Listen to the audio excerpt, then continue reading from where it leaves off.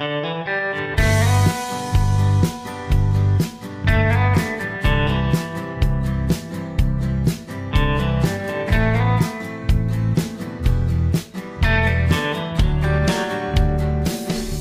so mga paps, andito nga po tayo ngayon sa may Antero Soriano Highway, no, sa Kawit, dito sa local mall, no. At syempre, pasyal na Metro Cavite and beyond na naman po ito. Kasama po natin si Christian, no, si Jeremy, si Christian Junior natin, no, yung pick up namin dito. Kakarating lang po. Ayun, no. Kumusta, JR? Okay naman ako. Si JR, yung mga malulupit na mga caption na nababasa nyo dyan sa Metro Cavite, yan, sulat ni senior at junior yan, no? Pag baluktot po yung English na nagsulat, ibig sabihin, ako po yun, mga paps. Siyempre, palagi na lang huli sa introduction, no? Ang mukha. Ang mukha ng MCAB, si Anthony.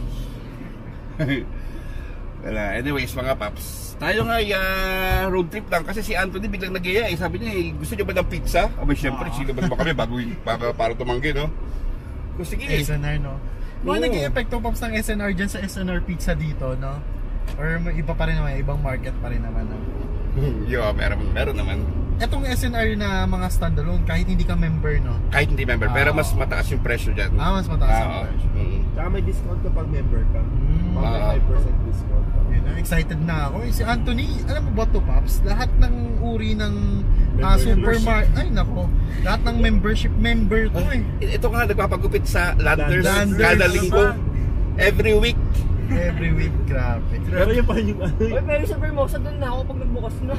Ay, matagal pa yun. 25 pa yun. Oo nga, carry lang.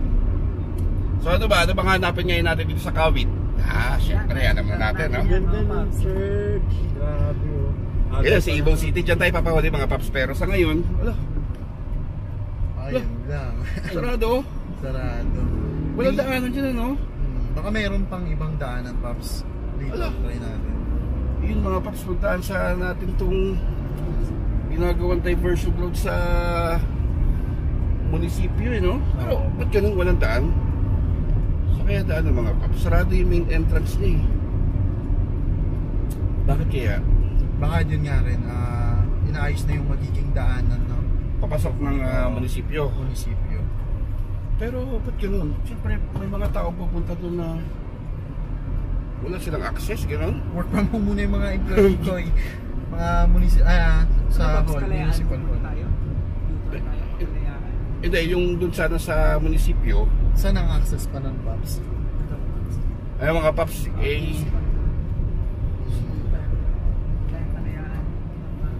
Siguro sa likod? I mean doon yun, sa local mall. Ikot tayo ulit. Oo. Mas nga lang, parang ulan mo atang ito. Sige, ikot ko lang Sorry mga paps kasi ang cover talaga natin dapat ngayon, yung diversion road nga na ginagawa dyan sa likod ng munisipyo ng Kawit, no?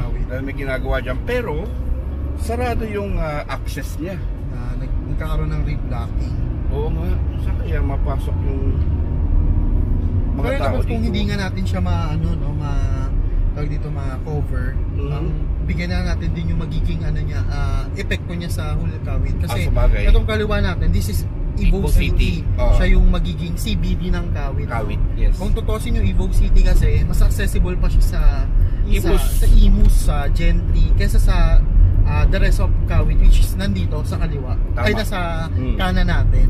Kaya yung itong daan na to is malaking effect. Impact, no? Kasi i-connect niya yung itong Antero tsaka sa Dambakal Street. Dambakal Street tsaka yung Kalayaan. Ito mga paps, sa kanan natin, no? Yan. Diyan yung yung munisipyo. And then sa likod ng munisipyo, ay ginagawa na kalsada na palabas yata ng Magdiwang Highway ba yung hindi nagkakamali? Magdiwang Highway, Pops, na. Palabas na. Oo, no? Na i-connect pa rin siya dun, Pops, sa bypass road din, no? Na papunta naman sa Sangli. Oo. Magko-connect siya. Kasi batid din ang traffic dyan sa Tirona Highway. Highway. Ang way mo lang kasi, Pops, para ma-access mo yung mga yan is yung by Tirona Highway. Tirona Highway lang talaga para ma-access mo yung Ibaw City tsaka itong bahagi ng itong Antero Soriano na to, no? So yun lang mga paps, sarado, no?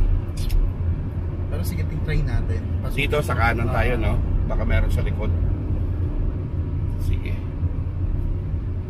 Ang part na to ng ano, ng Kawit Pass, ang ganda, no? Talaga, kung next na deserving city sa Cavite, kung papasa lang sana sa, maliit lang kasi ang land area ng Kawit. Pero Kawit ang nakikita akong ano eh.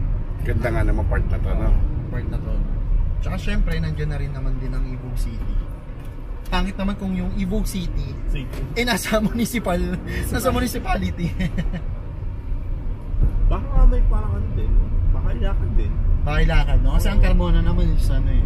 Nailakad naman. Kahit hindi naman siya pasok sa Land area. land areas. Kailangan na lang nila baguhin yung requirements nila kasi land area is ano na parang obsolete na. So, population and income, ayun dapat. Income nga dapat taasan pa lalo yan kasi iba ng inflation ngayon. Tama. Pero kung pagbabasihan naman ng requirements ngayon, dalawa naman nasa atin ang pwede, no? Ang Tanza at ang Silang. Ito tayo hindi ko dapat. Magalit na galing sa maps. Okay, so mga paps, tayo nakaretay lang sa mapa ni Junior, no? Dahil nga sabi sa inyo, yung entrance ng Kawit Municipal Hall sa Antero ay sarado. So tayo nagbabaybay nga dito sa mga loob-looban, no? Para matuntun natin. Ito po mga paps ay sa Kalayaan Road. Naikot po tayo papuntang Antero Soriano kasi parang nalagpusan mo natin yung Lilikuan. lilikuan mo natin. Yung Kalayaan, no? Pag dinaretso mo dito, malawak na rin, maganda na rin pagkagawa ng kalsada dyan. Ito pa. Evacuation center. Tagod-tago, ano? Oo. Hindi mo akalain na ano, daan. Kaliwa tayo mga paps. Yan. Kaliwa. Yeah, diretso. Tapos dito ng konti. Yun, dire-diretso na hanggang. Yun, no? Ito na po tayo ng munisipyo po ng Kawit mga paps. May daan siya. Yun lang din ang kagandahan niya sa ano no, sa mga bypass road na ganyan kasi nagkakaroon din kasi kung ako nandun ako sa part nung sa Aguinaldo Shrine, siya tatama rin akong pumunta dito sa Antero eh, di ba? Kasi parang dulod-dulod eh. Oo, parang ang layo-layo rin. Baka makita na natin yung dito mga paps. I'm guessing ito na yun. May harang na yan. Ito na yung munisipyo, munisipyo Ito, ng ano. munisipyo na ng Ito. Kawit, no? So, sarado yung diretso yun, no? So, ito mga paps, munisipyo ng Kawit, no? Meron na ba tayong picture ng mga paps? Meron namin.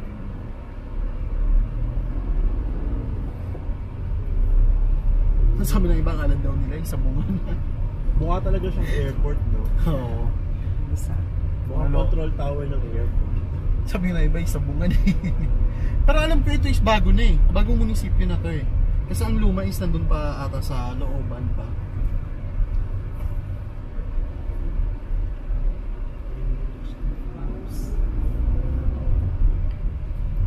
Anyways, ipopost din naman natin, syempre isasama natin yung map nung project na to mga papi. Pero maganda niya kasi i-connect siya sa ano talaga. At ito may mga workers din naman. Meron. Ito pala yun mga paps. Ito siya ako. Barangay Batong Gali. So ito na yung ginagawa, no? Ito na. Simentado na rin pala eh. Kaya pala siguro nagkaroon din ng ano doon, reblocking doon Pops, no? Po mas sementohan yung Pero ang tanong, ano siya, nakaaling kaya siya sa main boulevard ng Ibo City? Or ano na naman, no? Hindi ko siya Lilihis na naman, no? Ang hilig natin sa gano'n. Sayang. Naka-roller. Pwede siyang maging ano eh, maging intersection eh, no? So, to continue mga paps, no? Ito, babayin na lang natin mga paps. At for public info, sarado nga po yung entrada ng yun nga, yung munisipyo, no? So, ikot kayo. Sarado. So, ikot po kayo yung katulad ng ginawa namin, no? So, ito na nga po yung ginagawang diversion road. Palabas ng Panamitan, no? Tsaka sa Magdiwang Highway, no? Nice, Pops. So, again, yung mapa, mga paps, i-post na lang din namin para makita nyo yung proper alignment niya. Tulad nga po ng sabi namin, no, si Christian sa Metro Cavite, kami is yung accessibility nga nitong Kawit to Evo City. Evo Kasi City. technically nga, yung Evo City is Kawit naman talaga yan. Though yun nga, mahirap yung access ng mga taga dito sa part na to ng Kawit, yung papunta ng Cavite City, ano? Ito pala. Taga Magdalo, Barangay Magdalo. So hanggang dito pa lang siya, mga papi. Yan. Ano kaya nung nag-backing tayo, nahulog tayo doon?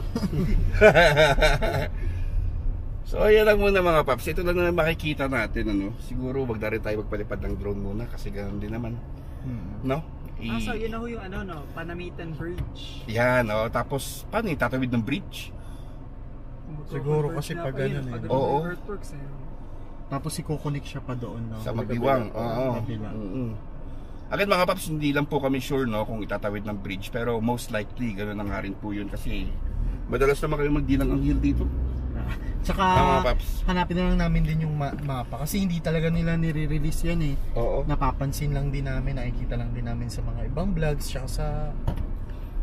But anyways mga papi, at least ito, no, na kasi na-post ko to sa FB ng Progreso Pilipinas, sabi ko nga dadayuhin natin siya one time, no. So ito na po yung development niya ngayon sa likod ng munisipyo.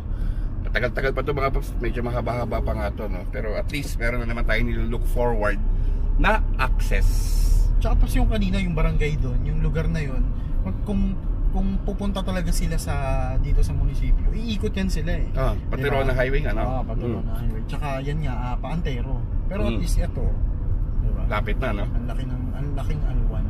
Tama. So, yeah, maganda rin ang purpose ng project na to, no? So, yun nga mga paps, ang vlog natin, maiksi lang, pinakita lang namin sa inyo ito na bahagya.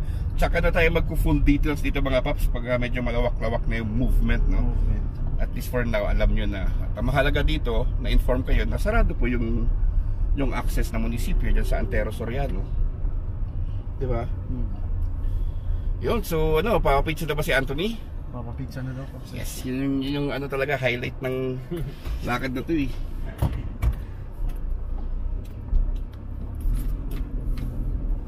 Saan kaya yung ano yung may picture tayo nun, di ba?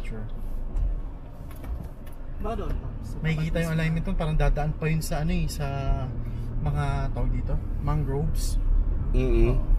Ang alam ko is kukonek siya sa Sangli airport access road. Yung paglampas ng Nobelex, no? Pero ang ganda paps, no?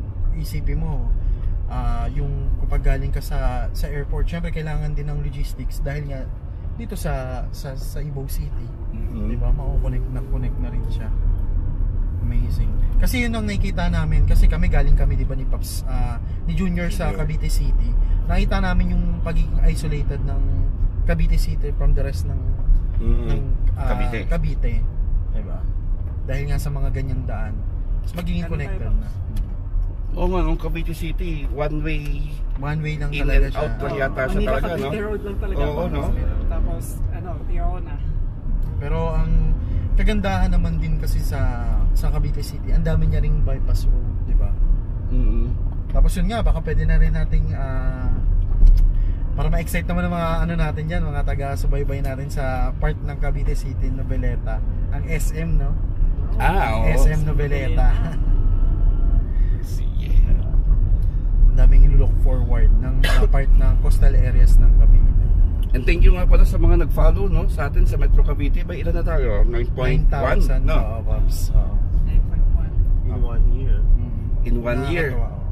Tapos Pops, paaalala ko na lang din habang nag-direct pa naman tayo papuntang Evo City. Yung Metro Cavite NBN is non-government organization.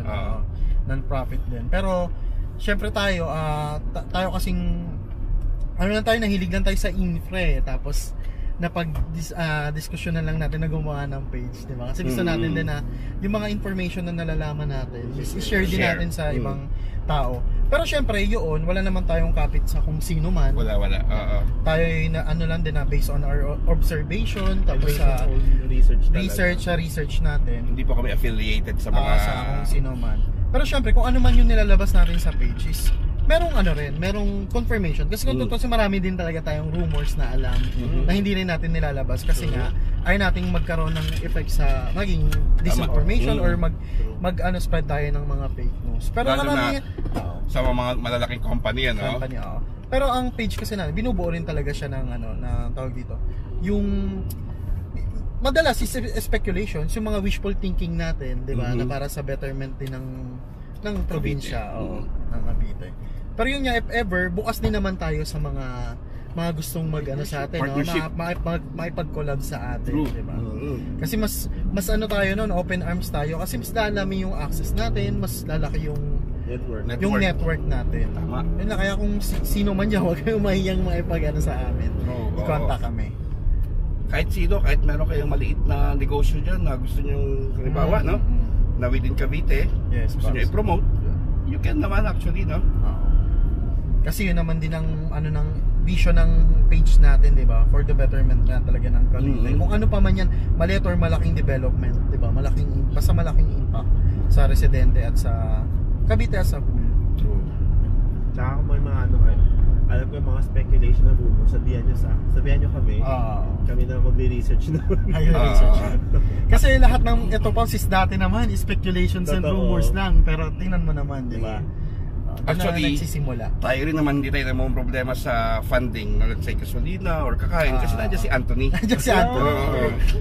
Our chief events officer. Di ba? Okay, mahihiya mga paps, magsabi lang kayo, na Metro Cavite, puntahan nyo naman yung ganyan. Ang unang gagawin namin dyan, si Anthony tatawagan namin.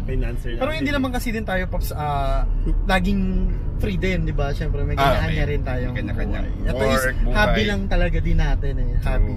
Shared hobby na talaga. Shared hobby. Ito dito, pag may oras tayo, ito, di ba? Sa tweaking, Kaya ito, Pops, itong Army Navy, ayan, di ba? Ayan, Army Navy, Army Navy, Looking forward na naman yung mga ating kababayan dito. Okay, picture na. Paano picture na? Hindi, okay na, Pops. Hindi na? Pero yung Pops, hindi pa tayo kami official na nakapagbati ng happy anniversary sa kanila, Ay, oo. Nag-anniversary kami noong February 28, which is 1 year ng page, pero as kami sa GC, matagal na rin. 3 years na rin. True. Yun, nakakatuwa lang yung growth ng page. Siyempre, from, mga kung ano-ano lang na nakikita natin, katuwaan lang. Tapos ngayon nga, naging reliable source, nasa site na rin yung page natin sa mga information. Lalo na sa mga ahente. True. Bentang-benta. Oo. Bentang-benta tayo sana. Parang inaabangan natin yung mga post natin. Pero sana naman minsan mag-credit. Kasi pinaghirapan din yung mga caption, yung mag-take ng picture. So, give credit to, give credit where credit is due. Lalo na kami is nagbibila din sa hindi rin siya biro. Sakit sa balat. At yung mga writers natin talagang pinag-isipan. Ayan, si Pops Junior talagang pangmatalino. Ay nako. Pinag-isipan. Ano lang ba yung makredit man lang din. So ito yung talaga yung highlight natin, SNR Anthony.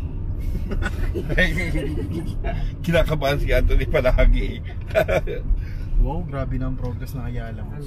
Uy, ito gagawa rin tayo separate vlog, na walking tayo dito sa Ayala Malls, Kasi yan yung inaabangan. Ayala, please. Vermosa, tsaka ito, Gandahan nyo. Sige, parking muna tayo dito mga paps. Pero mukhang kaya nga talaga yung 2025, ikot na. Tingin mo, kaya? Ikot na muna, Paps. Okay na. Ikot muna tayo? Or parking muna tayo? Tingin mo? Ikaw ba? Kayo? Drive tour mo muna ba? Drive tour. Na. Sige. Okay, so mga paps, outro na po kami dito dito sa Evo City. Abangan nyo nga po yung next update namin about din dito sa Evo City, So, separate vlog na nga po natin yung mga paps before tayo kumain sa papizza ni Anthony ngayong linggo. So, sana nag-enjoy kayo. Ingat palagi. God bless. Siyempre, alam nyo na. Thank you!